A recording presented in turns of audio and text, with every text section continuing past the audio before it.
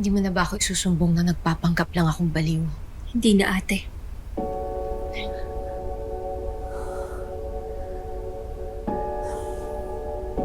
Salamat, Lexi, ha? Halika.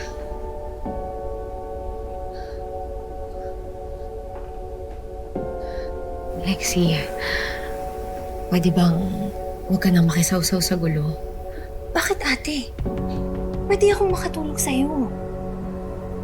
Lexi, I'll be very honest with you. Masyado na kasing magulo eh. Delikado pag sumama ka pa. Nakita mo naman, di ba? Madumi maglaro si Angel. Ako na kapatid niya, binaliktad niya. Nakulong ako dahil sa kanya. Ayoko nang ma-endanger ka pa, okay? Ate, alam kong delikado si Angel. Pero paano yun? Hahayaan na lang ba natin siya? Kaya nga kumikilos kami ni Lorene at Fons.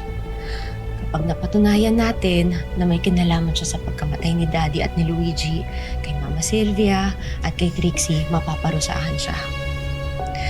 Lexi, naiintindihan ko kung saan nanggagaling ang nararamdaman mo.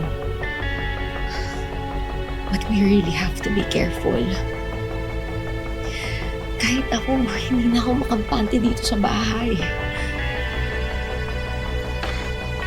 Ate, bakit hindi mo sabihin yung totoo kay Kuya Marco?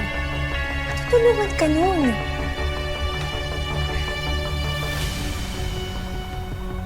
Hindi pa oras. Baka i-confront na si Angel eh. Kapag nalaman ni Angel na pinaghihinalaan natin siya, baka maunahan niya tayo. Baka makahanap siya ng butas para iligtas yung sarili niya sa mga kasalanan niya. Lexi, pwede niya tayong balikan at isa-isahin tayong gantihan.